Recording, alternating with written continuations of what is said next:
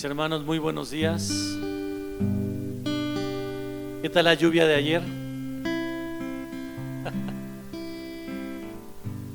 Gracias a Dios por la lluvia. Vamos a ponernos de pie, hermanos.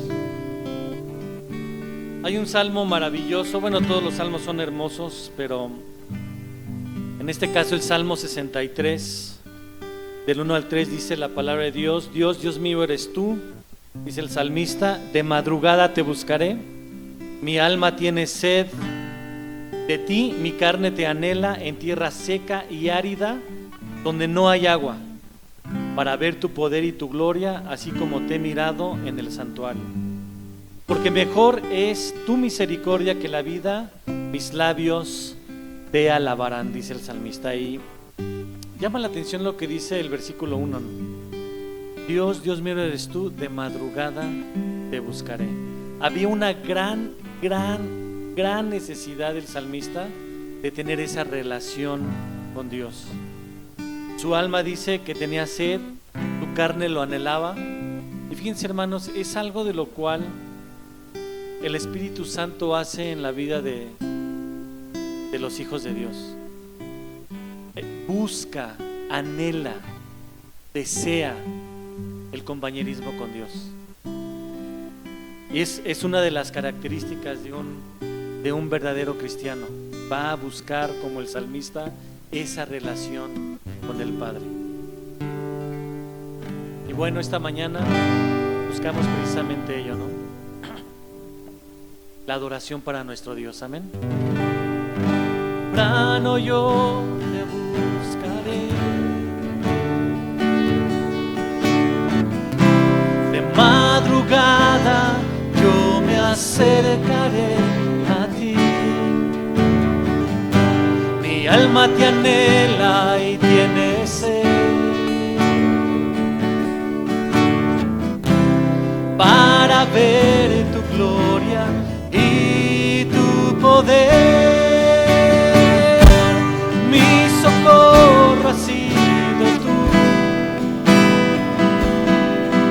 en la sombra de tus alas yo me gozaré.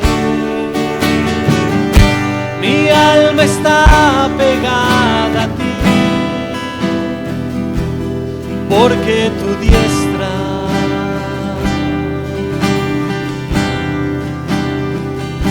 me ha sostenido. Oh, tu diestra me ha sostenido.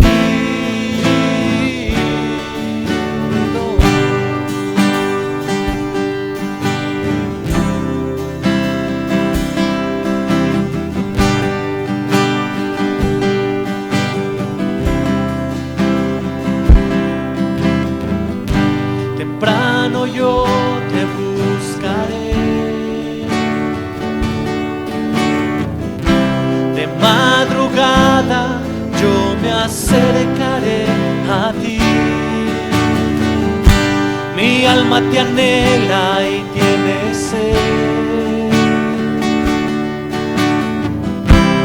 para ver tu gloria y tu poder.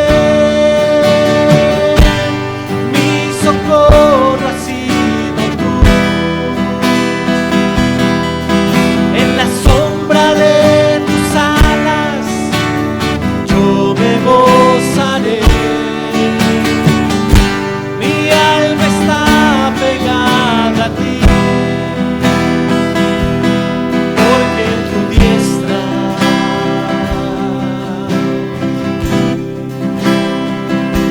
me ha sostenido.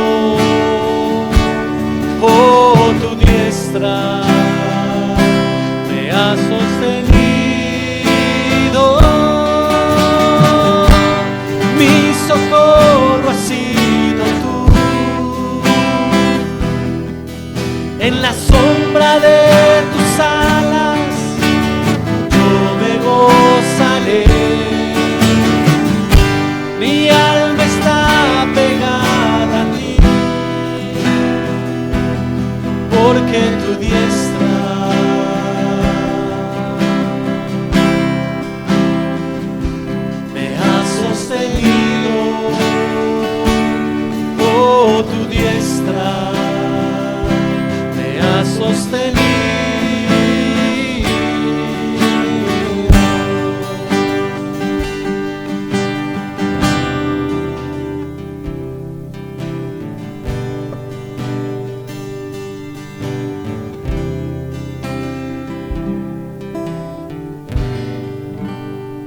una de las promesas de nuestro Dios, hermanos. Él nunca nos va a dejar, Él siempre nos va a mantener, nos va a sustentar.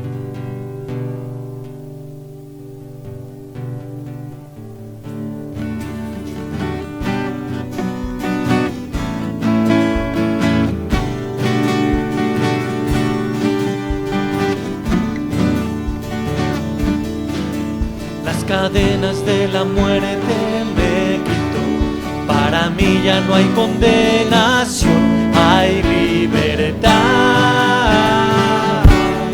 libertad. Siendo esclavo del pecado me salvó, en la cruz compró mi redención, y libertad.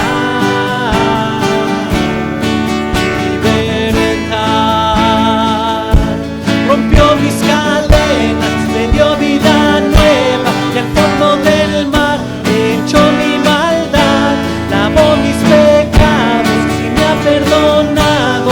Solo en el nombre de Jesús hay libertad. Yo proclamo al que en la cruz por mí murió y cambió mi duro corazón por libertad.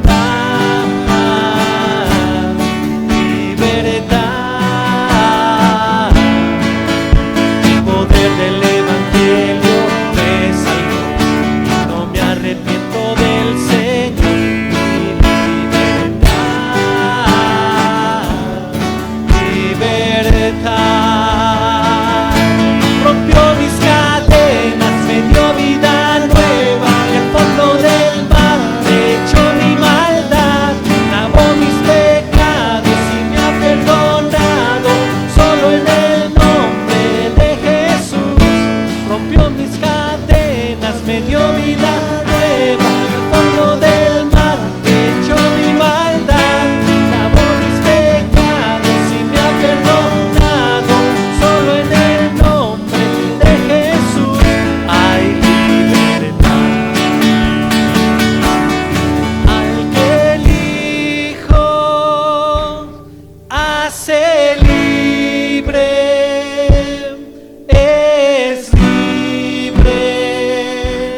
en verdad. Al que el Hijo hace libre, es libre en verdad. Al que el Hijo hace libre,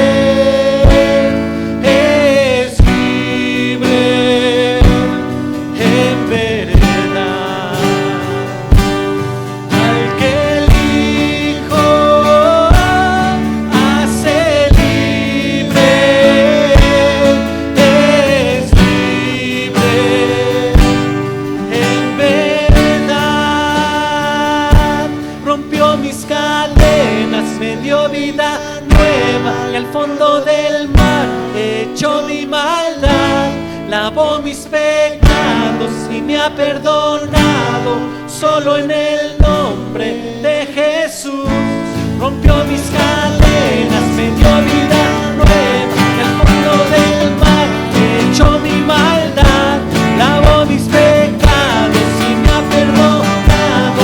Solo en el nombre de Jesús hay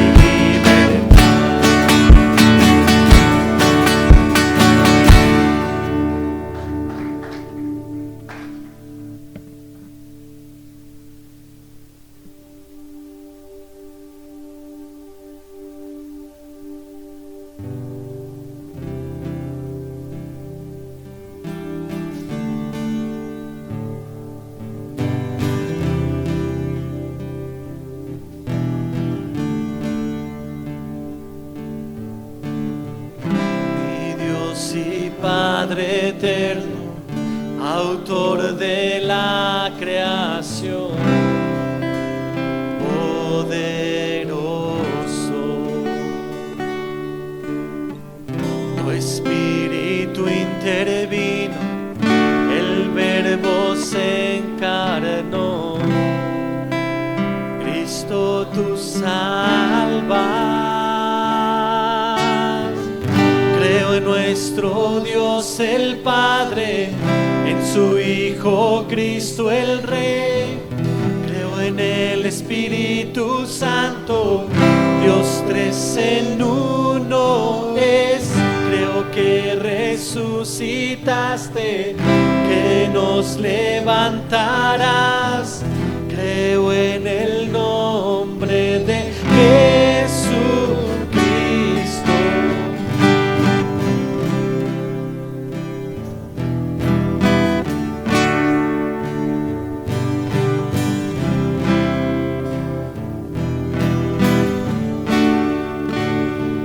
Mi juez y mi abogado, sufriste en la cruz, me has perdonado. Bajaste a las tinieblas en gloria y poder, me levantaste. Creo en nuestro Dios el Padre, en su Hijo Cristo el Rey. Creo en el Espíritu Santo, Dios tres en uno es. Creo que resucitaste, que nos levantarás. Creo en el nombre de Jesucristo. Creo en ti, Jesús. Creo que tú vivo estás. Creo que Jesús es el Señor.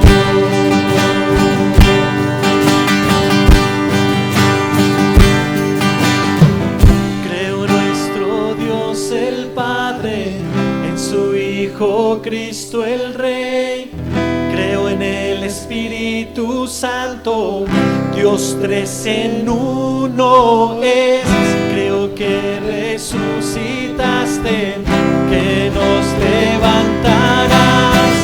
Creo en el nombre de Jesucristo.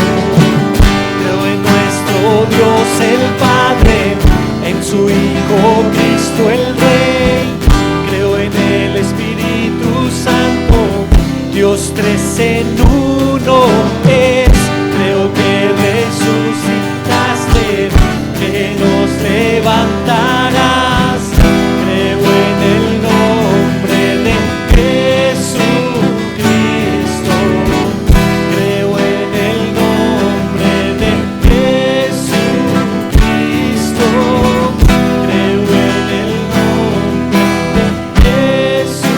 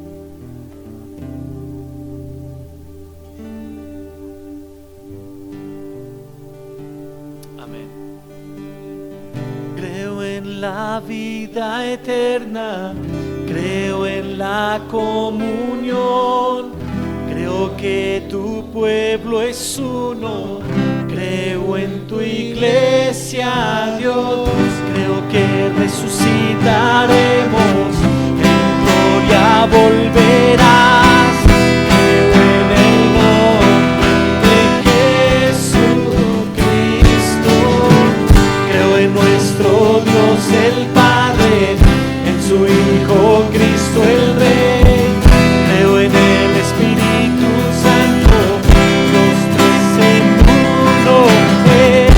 Creo que resucitaste, que nos levantarás. Creo en el nombre de Jesucristo, creo en nuestro Dios el Padre, en su Hijo Cristo el Rey, creo en el Espíritu Santo, los tres en uno es. Creo que resucitaste, que nos levantarás. Creo en el nombre de Jesucristo, creo en el nombre de Jesucristo, creo en el nombre de Jesucristo.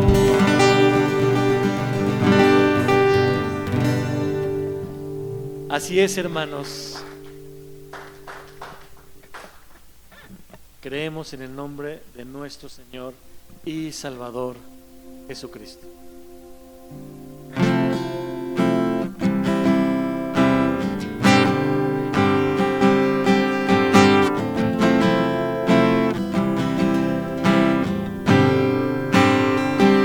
Respira su corona, mas hoy de gloria es. El Salvador lavó mis pies, me rindo ante Él.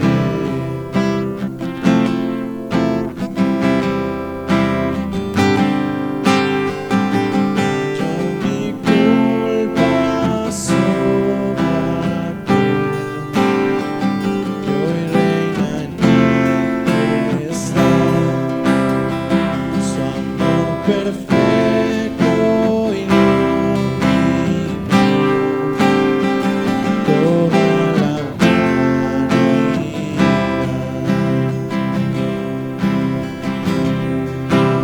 Nombre de Dios, victoria es mi adoración a Cristo el Rey. Tu nombre, Dios, victoria es mi adoración a Cristo el Rey.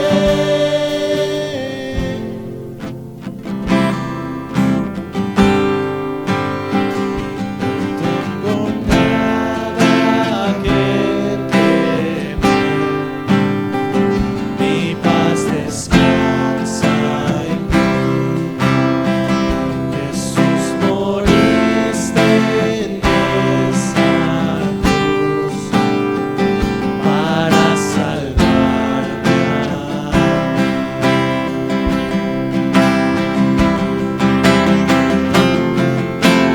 Dios, victoria es mi adoración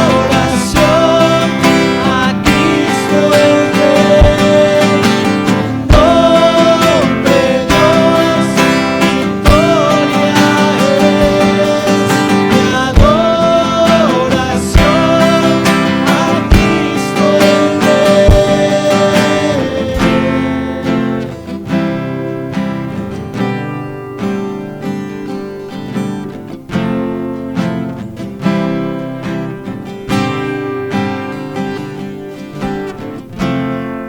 Derrotado ya no estoy, por tu Espíritu en mí. Jesús resucitó y vivo está en mí. En tu nombre vivo estoy, la victoria tengo en ti. Jesús resucitó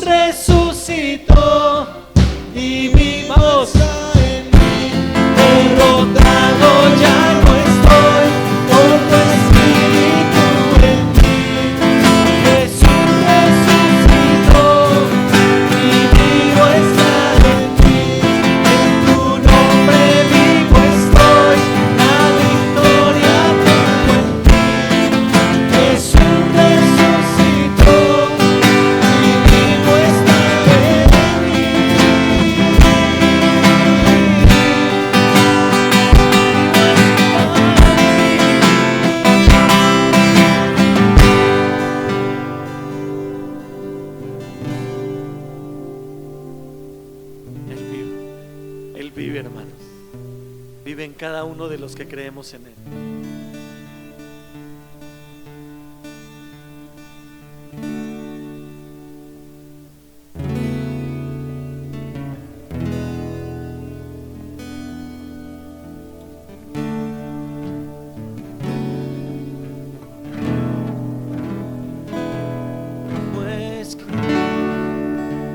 Describirte o capturar lo grande que eres. No hay sabio que pudiera comprender la majestad de tu infinidad. No podemos comprender tu misterio, pero es tu revelación que me lleva a cantar. Santo, santo es el Señor, poderoso, digno, tu nombre digno es. La creación se une al clamor con el cielo, digno, tu nombre digno es. Mi corazón asombrado cantar, proclamando tu gran poder y majestad. Una vez más nos rendimos hoy a ti para adorar al invisible. No podemos comprender tu misterio, pero es tu revelación que me lleva a cantar. Santo, santo es el Señor, poderoso, digno, tu nombre digno es. La creación se une al clamor con el cielo, digno, tu nombre digno es. Digno, tu nombre digno es. Digno, tu nombre digno es.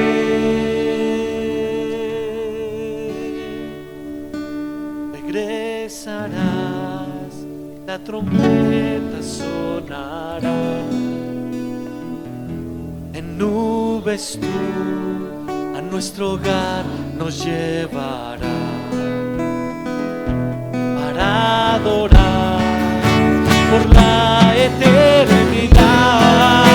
La gloria y el honor son solo para ti. Santo, santo es el Señor, poderoso, digno, tu nombre digno es. La creación se une al clamor con el cielo, digno, tu nombre digno es. Tu nombre digno es. Digno, tu nombre digno es.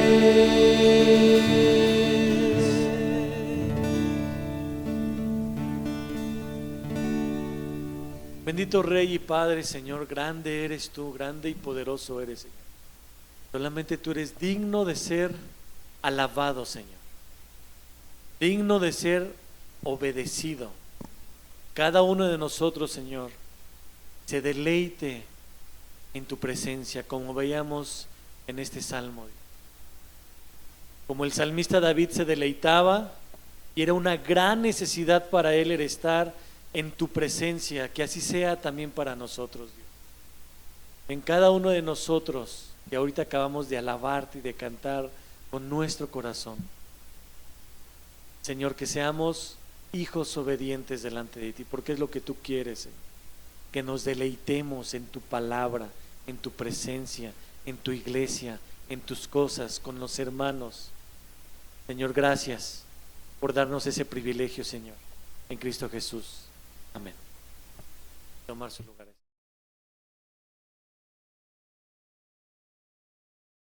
¿A quién hemos venido a alabar? A Dios, al Salvador, al Redentor. Y este Rey Salvador es la cabeza de la iglesia. Eso es lo que nos dice y nos enseña la Escritura. Entonces, cuando confiamos en Cristo, no solo estamos unidos a la cabeza, que es el Señor, sino también al cuerpo. Pero hay veces que quisiéramos tener por ahí un control, ¿no? Para pagar de vez en cuando a las personas de la iglesia, ¿no? O a la iglesia. O para cambiarle de canal, ¿no? Cuando algo no nos gusta de la iglesia, como quisiéramos cambiarle, ¿no? Pero no existe tal control. Pero existe el Señor de la iglesia. Pablo estuvo durante unos años predicando el evangelio en esta ciudad, plantando esta iglesia, pero recibió, después de este tiempo, recibió noticias de esta iglesia. Y les envió una primera carta, una carta que se perdió, que no sabemos dónde está. No se sabe de esa carta, pero se menciona en el capítulo 5, versículo 9 de esta carta, y dice: os he escrito por carta que no os juntéis con los fornicarios. De hecho, estaba hablando de que ya les había enviado una carta. Esta sería como la segunda carta a los Corintios. Pero ya no existe esa carta, solamente está esta, y es la que se ha estado divulgando. De hecho, esa es la manera en cómo se adoctrinaba antes. Recibían esa carta y la compartían con las demás iglesias, ¿no? Es por eso que nosotros tenemos diferentes copias, y de estas copias podemos entender mejor el pensamiento de Pablo.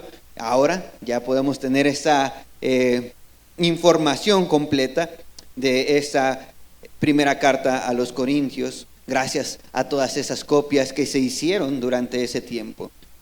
Ahora podemos ver que Pablo les escribe ya en su tercer viaje misionero. Eso lo vimos la semana pasada, para aclarar y corregir a la iglesia rebelde que tenía estas distinciones de poder y promiscuidad sexual. Muchos quisieran apagar esta carta o pasar a otra que hable de temas más bonitos. Pero cuando nos sentimos identificados con lo que estamos viviendo hoy, necesitamos recordar lo que esta carta nos arroja. Hay esperanza en Cristo Jesús. Hay esperanza en el Señor de la iglesia, en la cabeza de la iglesia. Y es por eso que Pablo escribe a esta apreciable iglesia, y entre paréntesis, ¿no? Para que no nos olvidemos, una iglesia rebelde. Oremos. Dios, te damos gracias porque tú nos permites comenzar esta carta que habla sobre lo que vivimos hoy en día. Y a nuestro corazón, que reflexionemos a lo largo de lo que tú mencionas en tu palabra. Guíanos, Señor, porque necesitamos dejar de pensar, Señor, que tenemos un control y que podemos apagar a la iglesia cuando nosotros queramos. Líbranos, Señor, de ese pecado de tratar de buscar, Señor, solamente las cosas buenas que hay en tu iglesia. Ayúdanos, Señor, a poner atención aún en esas cosas difíciles, complicadas, y aún en el pecado que puede haber dentro de tu iglesia, para que nosotros, sometidos a ti, podamos, Señor, darte la gloria y la honra que tú mereces. Te lo rogamos, Señor, en el nombre de Jesús. Amén. Entonces, vayamos a nuestro primer punto para esta apreciable iglesia. El mensaje que Pablo les escribía es: recuerda tu fundamento. recuerda tu fundamento. Leamos estos versículos del 1 al 3 y dice de esta manera: Pablo, llamado a ser apóstol de Jesucristo por la voluntad de Dios, y el hermano Sóstenes, a la iglesia de Dios que está en Corinto, a los santificados en Cristo Jesús, llamados a ser santos, con todos los que en cualquier lugar invocan el nombre de nuestro Señor Jesucristo, Señor de ellos y nuestro. Gracia y paz a vosotros, de Dios nuestro Padre y del Señor Jesucristo. Algo que me encanta del lenguaje de Pablo, si tú lees estos primeros 9 versículos, vas a encontrar que hay muchas veces que se repite el nombre de Jesucristo, el Señor Jesús, Jesucristo, el Salvador. Y esto es muy interesante porque Pablo está lleno de Jesucristo. Pablo está meditando constantemente en la esperanza que hay en Cristo Jesús. Por eso Pablo saluda a la iglesia de la manera usual, como se escribían las cartas en ese tiempo. Siempre se presentaban a las personas que iba dirigida esta carta. Y después empezaban este tiempo de gratitudes, ¿no?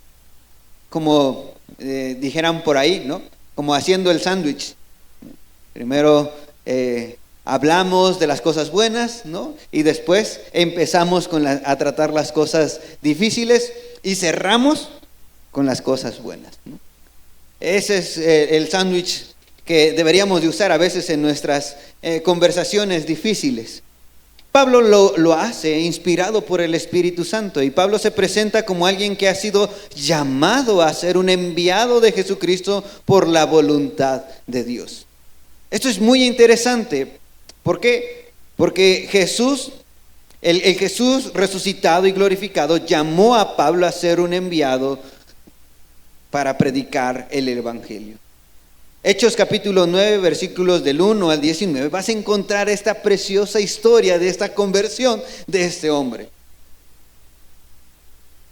Y si tú te acuerdas de esta historia de Pablo, llamado Saulo, ¿qué estaba sucediendo con él? Él estaba persiguiendo a la iglesia. De hecho, él andaba rumbo al camino a perseguir más cristianos cuando el Señor le sale al encuentro. Se cae del caballo, ¿no? Y sabe muy bien que quien le está hablando directamente es el Señor resucitado y glorificado.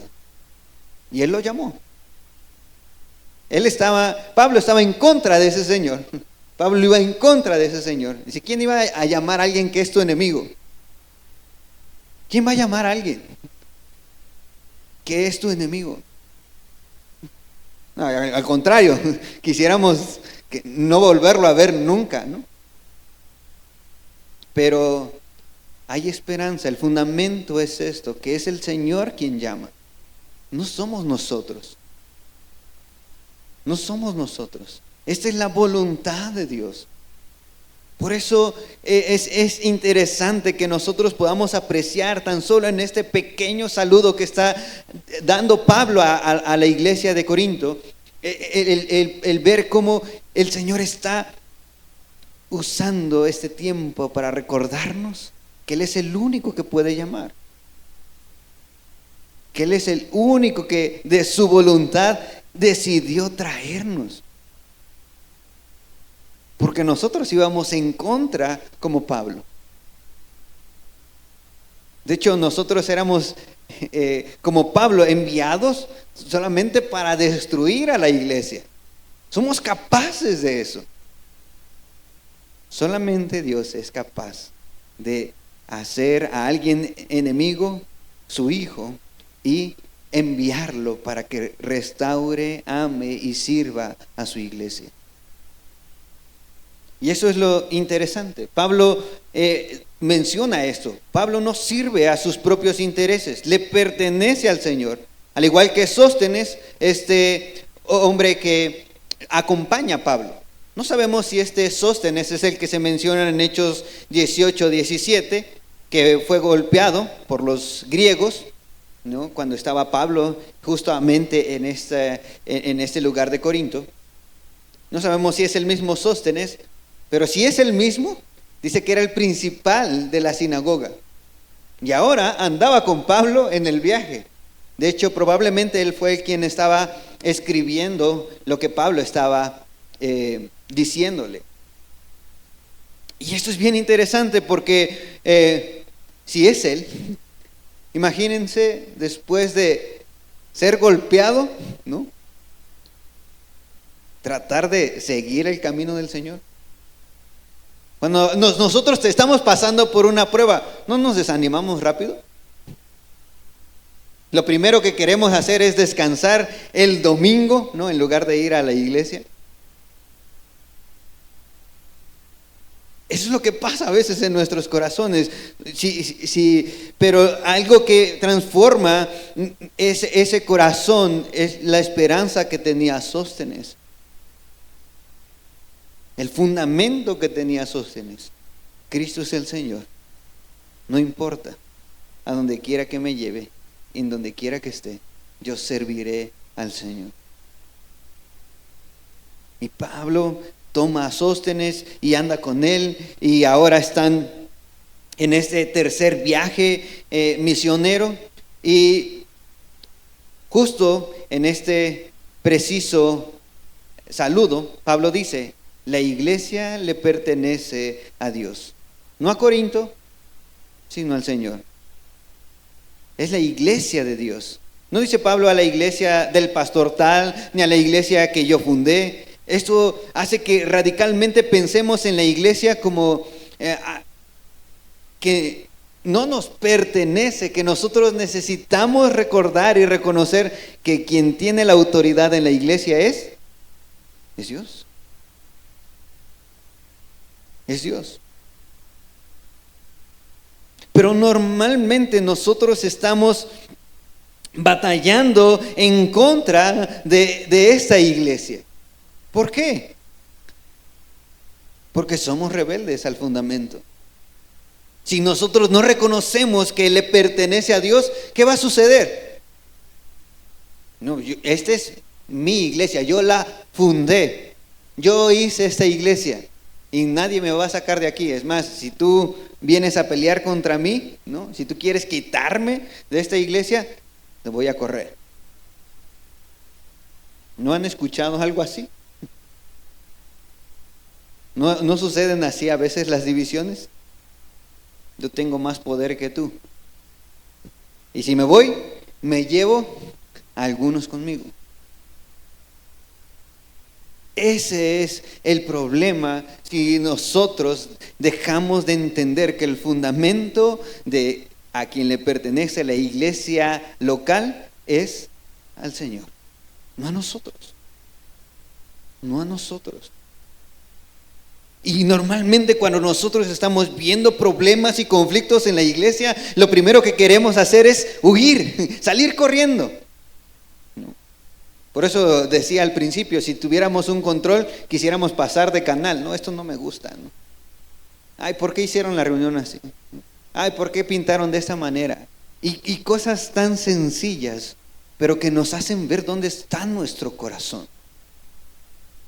Y si nuestro corazón no está en el fundamento de que el Señor de la iglesia no somos nosotros, vamos a terminar haciendo cosas en contra de la iglesia y rebelándonos en contra de la voluntad de Dios. Entonces, amar a la iglesia local no es algo natural, porque podemos ser movidos por la cultura en la que vivimos. Solo buscamos relacionarnos con aquellos afines a nosotros y con aquellos que nos benefician para seguir teniendo el control. Entonces, de repente empezamos a buscar, bueno, ¿quién tiene el control, no? ¿Quién es el pastor? No, pues hay que juntarse con el pastor para que cambie las bancas, ¿no? Y empiezan a hacerse los grupitos, ¿no? Y de repente empezamos a ver que hay 2 líderes, 3 líderes, ¿no? ¿Y quién es el que influye más? ¿Quién es el que tiene más poder? Y empezamos ¿a qué? A dividir. No, yo voy con el hermano Hugo porque sabe mucho. ¿no? Yo prefiero al hermano Hugo porque él es el que sabe, ¿no? ¿No es lo que estaba pasando en la iglesia de Corinto? La cultura alrededor sucedía de la misma manera. Andaban buscando a ver quién es el mejor postor para beneficiarse. Pero en la iglesia de Dios el fundamento no es ese. En la iglesia de Dios el fundamento es el amor. Y el único que puede unirnos, porque no es algo natural, es nuestro Señor. Es nuestro Señor. Si todos tenemos al mismo Señor, nos vamos a unir. Y aún esas diferencias que a veces lleguemos a tener, vamos a poderlas pasar y continuar con la misión que tenemos delante. ¿Qué vas a hacer tú si de repente empiezas a sentir un conflicto con algo que está sucediendo en la iglesia?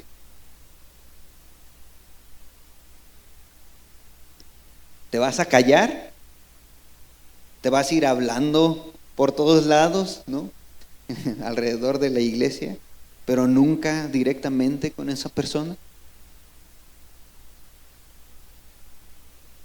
Esto destruye. Pero el Señor nos ha llamado a ser una comunidad de fe.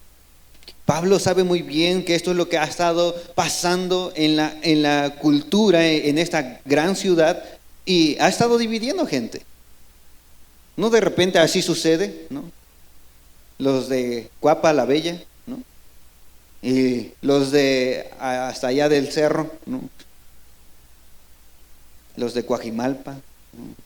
Toda esa línea, ¿no? Ay, no, los de Iztapalapa, uy, ¿cómo nos vamos a juntar con ellos, ¿no? ¿De dónde vienes? ¿No es a veces lo que te preguntan aquí en esta ciudad?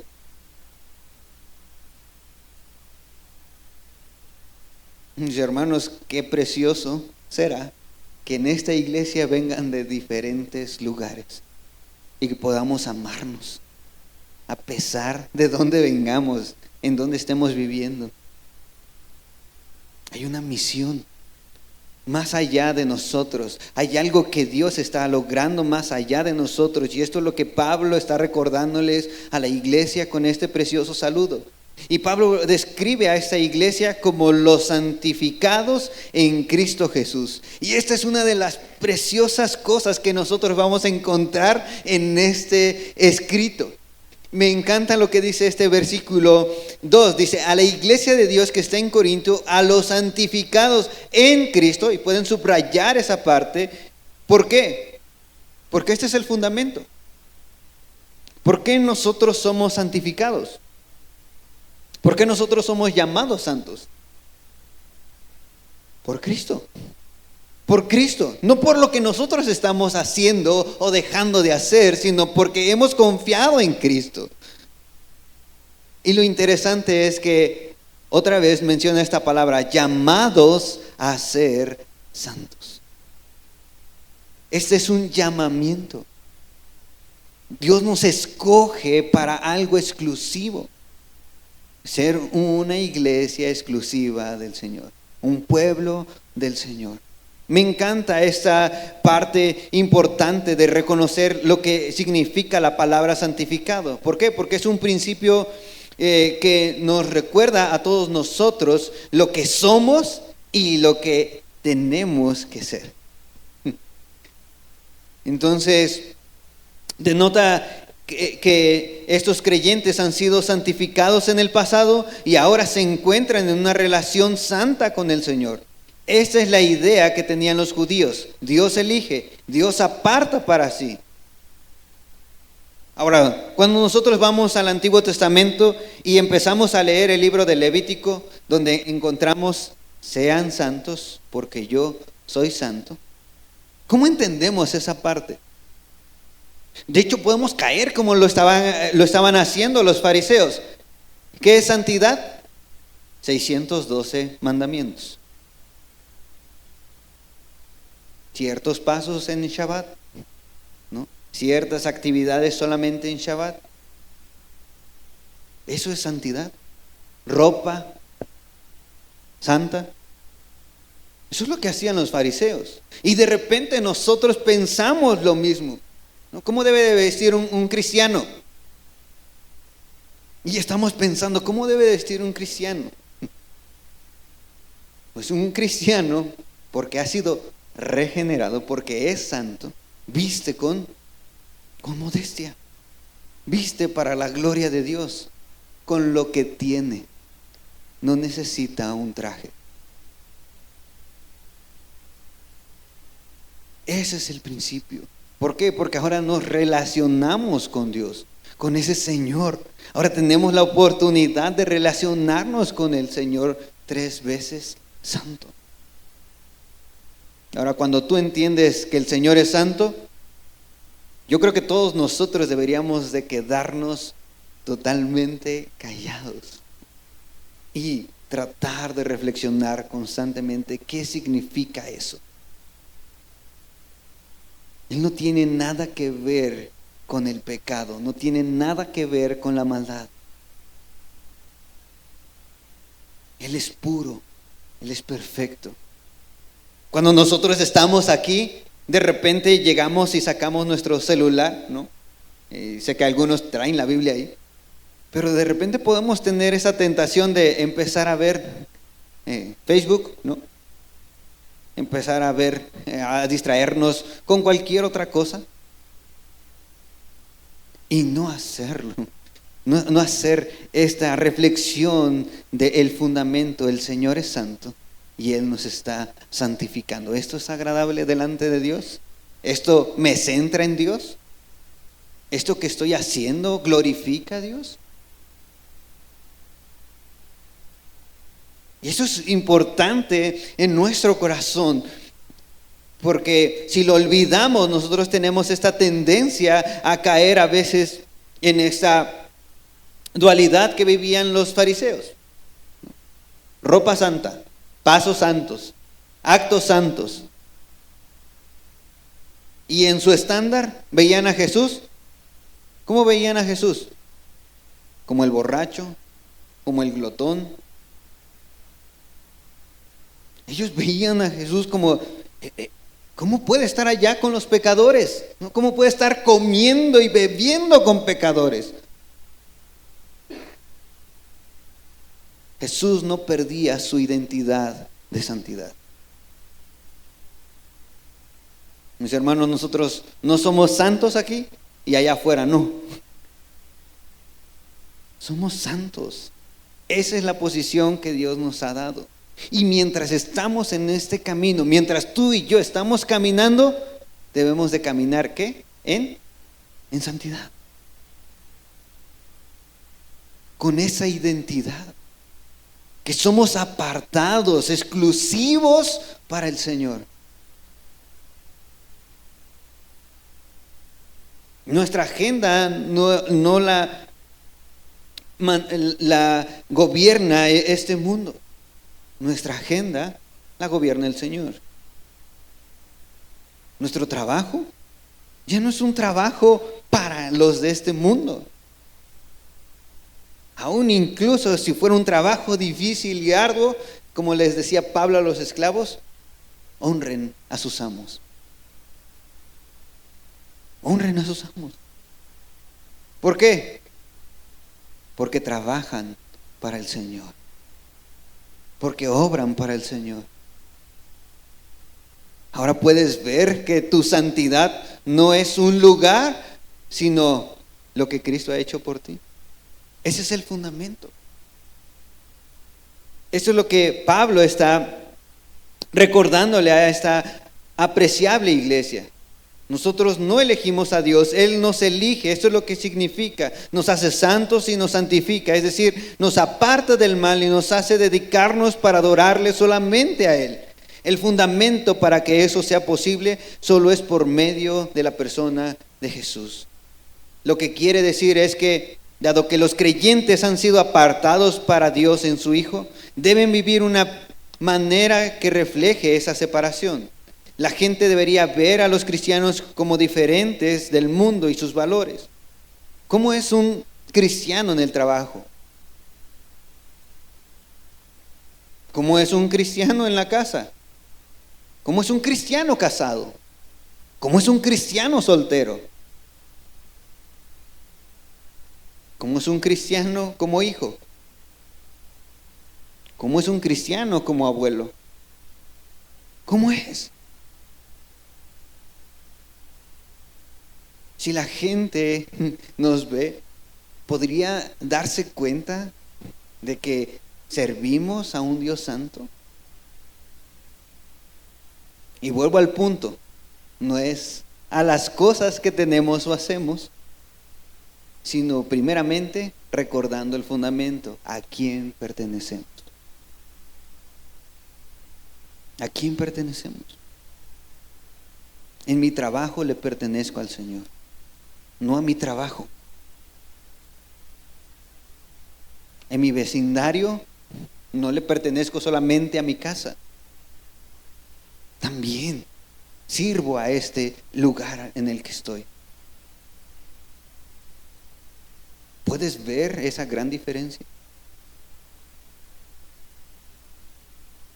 Esa es la verdad universal, no solamente para la iglesia de Corinto, sino para todos los creyentes. Pablo dice, llamados a ser santos con todos los que en cualquier lugar invocan el nombre de nuestro Señor Jesucristo. Hoy cantamos, hoy estábamos invocando, hoy estábamos hablando de Jesucristo. Entonces, tú y yo también estamos incluidos en este versículo. Dice, Señor de ellos y nuestro. ¿Quién es el Señor? ¿Quién gobierna? Solamente Jesucristo. Por eso, Pablo en este saludo, en esta introducción, hace algo tan interesante. Menciona dos cosas culturales que se hacían en ese tiempo, pero que ahora él las ha tomado para que podamos entender la profundidad de que en la cultura nosotros podemos reflejar la gloria de Dios, podemos conocer a Dios. Les dice, gracia y paz a vosotros de Dios nuestro Padre y del Señor Jesucristo. Y esto es interesante porque tiene una profundidad teológica que podemos ahondar aún más en una clase, porque está hablando de la deidad de Jesús, Señor Jesucristo. Y esa es una gran diferencia para lo que nosotros estamos viviendo, si nosotros reconocemos que Jesús no es de menor categoría, sino que es Dios mismo. Ahora les dice gracia, que era el lenguaje común en que se ocupaba entre los griegos, ¿no? Gracia, ¿no? Así se saludaban antes. Y paz era la manera en cómo se saludaban los judíos, el famoso shalom, ¿no? Ustedes conocen que shalom no solamente significa paz en un sentido general, ¿no? Sino que era la manera en que Dios daba confianza a su pueblo. Ese era el shalom. Ellos estaban seguros. Ellos estaban seguros, confiados. Eso era lo que deseaban a las demás personas. Tú puedes estar seguro y confiado. Dios está contigo. ¿Cómo te sientes en esta semana? ¿Cómo te has ido esta semana? Yo a veces procuro poner estas palabras porque quiero que nosotros recordemos esta profundidad. Cuando hablamos de gracia es ese favor que no merecemos. Que Dios te conceda eso que no mereces, pero que necesitas. Eso es algo bien importante para todos nosotros. Pablo les está diciendo a esta apreciable iglesia, gracia y paz a ustedes. No solamente les está deseando una parte, Él les desea absolutamente todo, el bien que Dios puede darnos. Él lo dice claramente, de Dios nuestro Padre y del Señor Jesucristo. Eso es algo que a nosotros nos debería de impactar. ¿Por qué? Porque la gracia y la paz van entrelazadas, son el fundamento de esta nueva identidad que tenemos de parte de Dios y del Señor Jesucristo. La gracia y la paz se nos otorgan no solamente para triunfar en este mundo tan voluble y desordenado, también estas virtudes se nos otorgan para que las usemos entre nuestras relaciones con otras personas. Gracia y paz. Es el distintivo que necesitamos como iglesia. Eso es lo que tú necesitas día a día en tu corazón. Y qué hermoso que puedes abrir todos los días tu Biblia o prenderla, ¿no? Y encontrarte con estas palabras. Gracia y paz. Gracia y paz. Esto es lo que tú necesitas para bendecir a tu familia, para bendecir a las personas a tu alrededor. Si estás en paz, entonces puedes lograr las cosas que están pasando en tu familia. Pablo desea que tengan este fundamento como iglesia misional. Pero añade algo, añade su propósito. Veamos los versículos 4 al 7, porque Pablo a esta iglesia apreciable, esta apreciable iglesia les dice: recuerda tu propósito.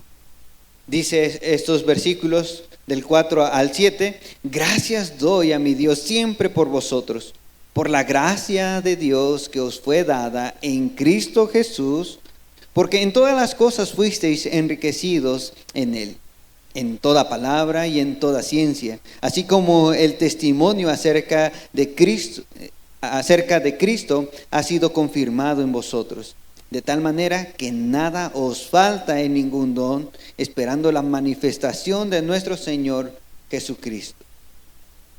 Qué interesante. Pablo agradece a Dios porque si dependiera de sus propios recursos, si dependiera de Pablo y sus habilidades, esta iglesia no se reformaría.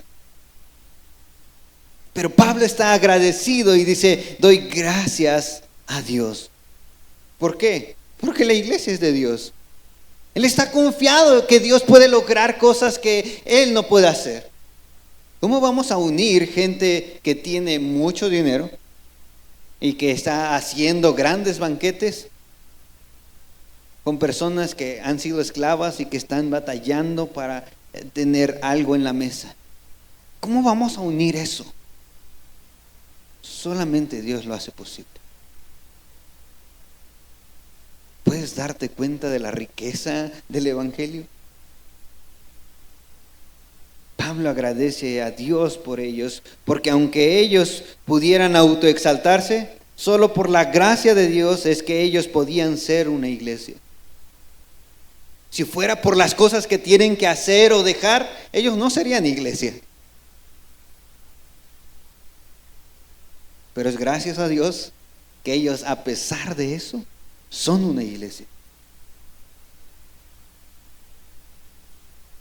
Pablo empieza a hablar con ellos y ellos podrían presumir de todos los dones que tienen. Podemos leer el capítulo 12, ¿no? Y vamos a ver toda una lista de todos los dones que ellos tenían. Y era bien interesante porque aún podríamos decir que ellos eran muy hábiles en poder aconsejar a otros, en poder manejar y comprender las escrituras. Pero algo estaba pasando con esta iglesia.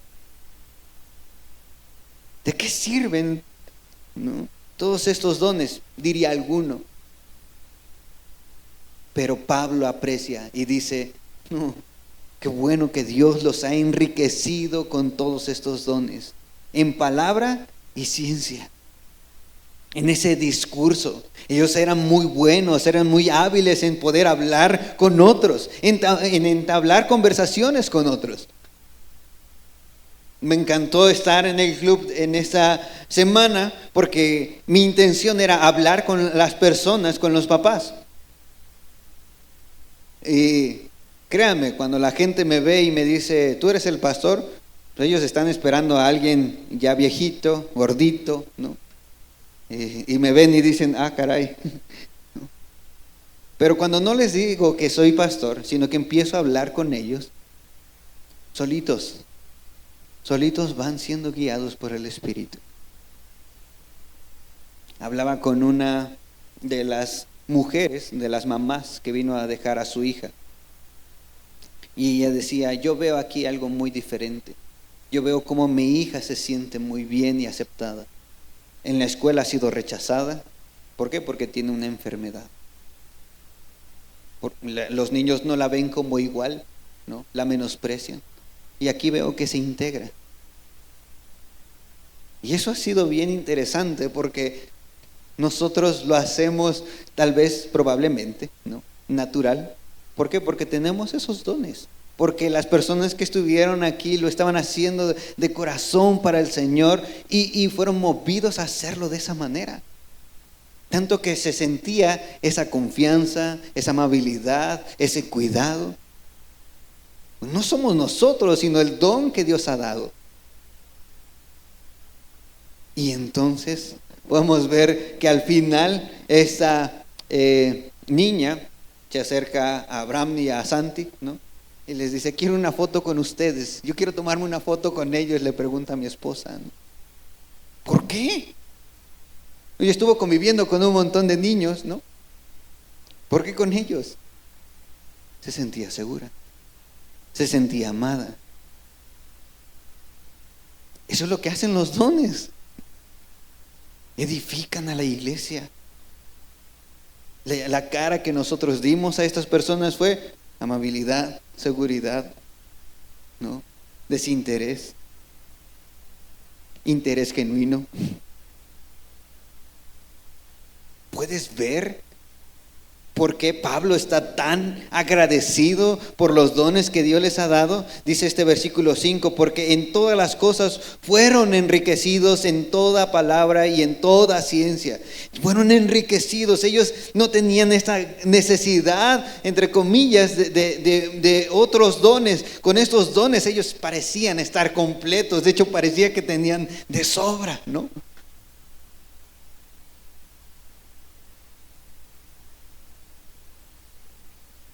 Pablo está agradecido por lo que Dios les ha dado. Y mis hermanos, yo estoy agradecido por los dones que Dios les ha dado a cada uno de ustedes. Dios les ha dado un don. Esa habilidad que demuestra que Dios es grande y que es el único que puede darnos algo que no es natural para cada uno de nosotros. No es natural. No es natural venir de tu casa, pagar pasaje y llegar a este lugar para atender a niños que probablemente empiecen a ser rebeldes, te hagan groserías o te ignoren. No es fácil. Pero es Dios moviendo el corazón, trayéndote desde tu casa hasta acá. ¿Por qué? Porque quieres ver la gloria de Dios en cada corazón, resplandeciendo esta salvación en los corazones de estos pequeños, en sus familias. La mamá terminó muy contenta, muy agradecida, y algo que ella mencionaba es, yo sé que tengo muchos problemas, pero yo amo a mis hijas, yo me preocupo por mis hijas. Y solamente le dije, le digo, ¿y en qué te gustaría que estuviéramos pidiendo a Dios por ti? Ni hablé mucho. Ella empezó a hablar y abrir su corazón. Tengo estos problemas, tengo esta lucha. Aunque soy religiosa, así me lo dijo. Aunque yo oro, aunque yo me persigno, tengo esa lucha y no sé cómo quitármela. ¿Puedes ver la oportunidad de predicar el Evangelio? Eso es lo que hace el Señor en nosotros. El tener dones son un testimonio de la eficacia acerca de Cristo, de la obra de Cristo. Dios comenzó su obra y la terminará hasta el día en que Él venga por nosotros. Primera de Pedro capítulo 4 versículo 10 dice, cada uno según el don que ha recibido, ministrelo a los demás como buenos administradores de la multiforme gracia de Dios. ¿Qué don te ha dado el Señor? ¿Qué puedes hacer? A lo mejor no quieres participar en nada. ¿Por qué? Porque a lo mejor no has entendido principalmente el fundamento. No has comprendido el Evangelio. Por lo tanto, no has nacido de nuevo, no has recibido esa gracia de Dios. Ahora, ¿tienes dones? Úsalos para la iglesia, para edificarlos a la iglesia. Tienes el don de la enseñanza, prepárate más. Tienes ese don de poder entablar conversaciones con otros y aconsejarles. Prepárate más. Sigue caminando a la luz de la Escritura y que ese don lo use el Señor para glorificarse a sí mismo. ¿Saludas? ¿Puedes estar temprano en este lugar? Estoy seguro que la mayoría de nosotros estamos aquí porque no hemos trabajado en domingo. ¿Podemos llegar temprano? ¿Podemos hacer algo? Podemos pintar y mientras pintamos, honrar al Señor.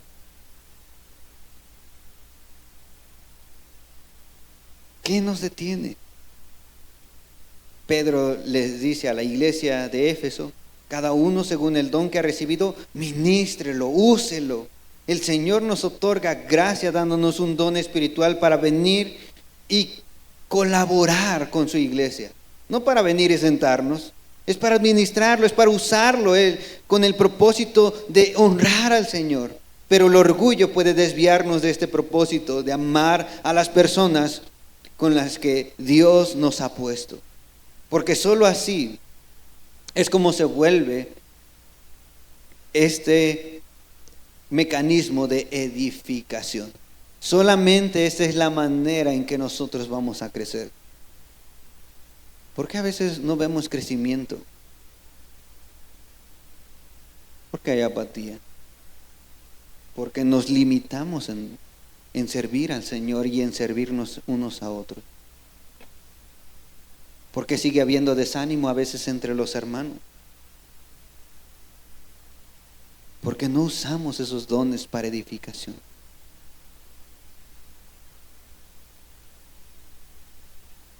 Porque a veces hay actividades que se tienen que detener. Porque no hay personas que quieran ayudar o colaborar.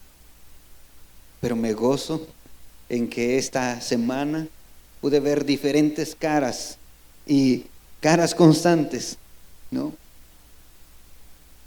De estar aquí sirviendo a su iglesia, glorificando a Dios. Esta apreciable iglesia tenía muchos dones. Y yo creo que nuestra iglesia también ha recibido dones. Pero debemos buscar e indagar en nuestros corazones si estamos siendo rebeldes, no a nosotros, sino al Señor. ¿Cómo estás siendo tú hoy? Necesitas venir a Cristo, necesitas recordar el fundamento que hablamos en el primer punto. Muchas veces envidiamos a las iglesias con más dones o nos comparamos con otras iglesias y somos muy poco agradecidos con lo que tenemos aquí. Eso puede ser nuestro caso, pero Dios ha creado una comunión entre nosotros y eso es lo que el Señor desea para su iglesia. Pablo ama esta iglesia, sabe muy bien lo que ellos están pasando, ya ha escuchado, ya les había escrito anteriormente, ya les había exhortado, algunos estaban entendiendo mal lo que él estaba diciendo. Y ahora Pablo se toma este tiempo y él no desmaya en la confianza que tiene de que a Dios le pertenece esta iglesia. Por eso es una apreciable iglesia. Rebelde, pero apreciable. Porque le pertenece al Señor. Pablo ama esta iglesia y les recuerda la esperanza que tienen en Jesucristo. Versículos 8 y 9 les dice a esta iglesia: recuerden su esperanza. Recuerda tu esperanza, el cual también nos confirmará hasta el fin, para que seáis irreprensibles en el día de nuestro Señor Jesucristo. Fiel es Dios, por el cual fuisteis llamados a la comunión con su Hijo Jesucristo nuestro Señor. ¿Recuerda? Llamado, propósito. ¿Sí? Tiene una intención. Las personas en la iglesia seguramente habían pasado por desánimo. Imagínate esta iglesia que se sentía desanimada porque pues allá están los que tienen banquete, ¿no? Y aquí estamos los que pues ni siquiera podemos alcanzar agua tal vez, ¿no? Allá están tomando vino, ¿no? Y del bueno, ¿no? Pasaba el mejor vino por ahí, ¿no? Pero nosotros, esas diferencias, esos rechazos, pero Pablo dice, y está emocionado y les dice, ustedes están unidos, no están separados. Ellos no son más, ni ustedes son menos. Ustedes tienen una común unión. La confianza no es el don que recibimos, más bien es el Dios que tenemos. Esa es la confianza del apóstol. Él no confía en los dones que ellos tienen para poder ayudarse. Él confía en el Dios que obra en los corazones, transformándolos. ¿Para qué? Para que puedan ayudarse. La iglesia espera algo. Y no que las cosas mejoren espontáneamente. La iglesia espera a alguien. La iglesia espera a su Salvador. Y dice que necesitamos presentarnos irreprensibles. Pero la única manera de ser irreprensibles delante del Señor, ¿cuál es? Confiar en Cristo. Jesucristo es el único que nos justifica. Filipenses 1:6 dice, estando persuadido de esto, que el que comenzó en nosotros la buena obra, la perfeccionará hasta el día de Jesucristo. ¿Quién había comenzado esa obra? Cristo. ¿Quién la va a terminar? Cristo. Esta es la parte importante. Esto denota la idea de esperar con ansiedad que el Señor venga por nosotros. Mientras el Señor está trabajando en nosotros, nosotros anhelamos cada vez más que Él venga, que Él venga, que Él esté aquí. Pero muchas veces no queremos que Él esté aquí. ¿Por qué? Porque no somos irreprensibles, ¿no? Nos sentimos cargados de culpa. No, si el Señor viene hoy, pues es que hoy me porté mal con mi esposa, ¿no? Hoy hice esto, ¿no? Mis hijos se rebelaron contra mí, me gritaron. Ofendí al que iba al otro lado y se me atravesó, ¿no?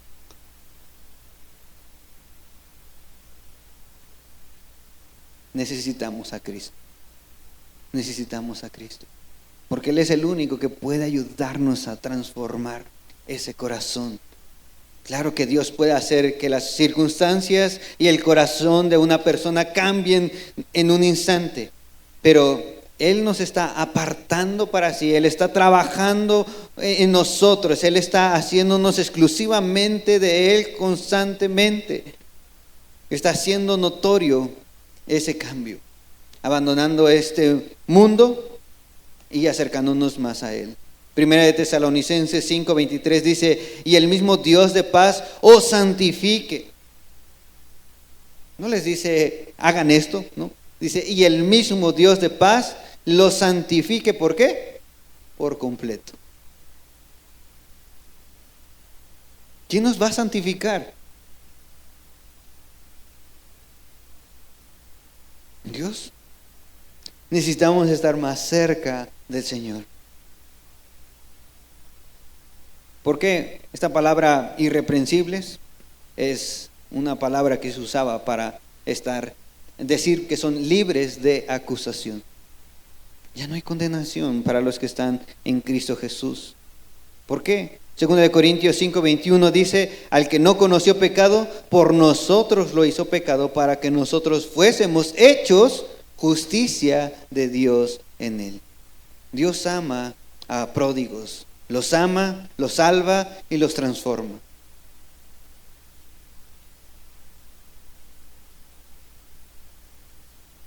Ese es el Dios fiel. que nosotros vemos en este pasaje. Él los deja limpios y sin culpa. ¿No es esperanzador esto? ¿No es esperanzador el Dios de la Biblia? Porque no solamente nos crea, no solamente nos perdona, sino que nos transforma y aparte nos hará perfectos.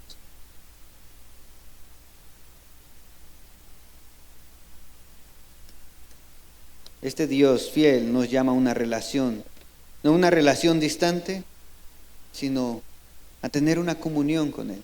Esta palabra es bien interesante porque en el mundo grecorromano lo que sucedía era que todos tenían a sus dioses, pero eran dioses distantes. Ellos no iban a venir, eran dioses distantes que nada más estaban esperando a ver si vienes, ¿no? En el judaísmo la idea era de que tenían a un Dios que los conocía, que estaba con ellos, pero no en ellos. Pero en el cristianismo nosotros podemos ver que Dios está en nosotros por medio de su Espíritu Santo. Esa es la relación, esa es la palabra comunión, hablando de intimidad. Es por eso que habla de unión, entrelazarse. De hecho, vamos a ir hablando de esta palabra más adelante. Pero esto es lo que quiero que tú recuerdes. El Señor jamás te va a abandonar. Si el Señor te ha salvado, Él jamás te abandonará. Si hablamos de una relación con Él, la relación con Él no es distante. No es de, a ver, vengan, no. Cuando vengan a la iglesia los escucho.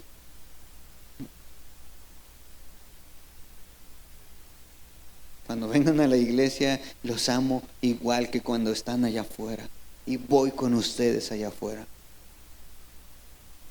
Eso es esperanzador. Esta es la maravillosa gracia que hemos recibido por medio de Cristo Jesús. ¿Tienes confianza en ello? ¿Crees esto? ¿Podrías compartir esta esperanza? Oremos. Amado Dios, en esta mañana venimos a buscarte. Porque ahora podemos buscarte, Señor. Y como dice tu palabra, podemos hallarte. Qué bueno, Señor. Qué gozo. Porque tú no estás distante. Siempre deseas que estemos delante de ti. Sabemos, Señor, que vas con nosotros, junto a nosotros. Sabemos que habitas en nosotros. Hoy, Señor, hemos aprendido que tú amas a tu iglesia. Pero tú quieres, Señor, que tu iglesia no olvide el fundamento, no olvide su propósito y tampoco olvide su esperanza. Señor, recuérdanos estas verdades una y otra vez durante estos días y durante toda nuestra vida, durante todos los días que tú nos permitas vivir en esta tierra. Señor, que nosotros podamos vivir acorde a esta verdad. Enséñanos tú, Señor, moldéanos tú. Solamente tú puedes transformar los corazones, solamente tú puedes quebrantar corazones, no nosotros, Señor. De hecho, nosotros nos volvemos más duros, pero Dios, tú eres experto en quebrantar corazones y humillarnos delante de ti, para reconocer tu grandeza, tu poder, tu amor, tu justicia y tu bondad. Gracias, Dios, porque no hay esperanza para nosotros fuera de Cristo. Gracias, Señor, por Cristo, porque tú ya nos has dado al Mesías, al Salvador, al intermediario. Te alabamos y te damos gracias porque hoy podemos estar aquí y cantarte con todo el corazón. Hoy podemos estar aquí, Señor, y salir de aquí convencidos que vas con nosotros. Gracias, Dios, por ello. Te alabamos en Cristo Jesús. Amén.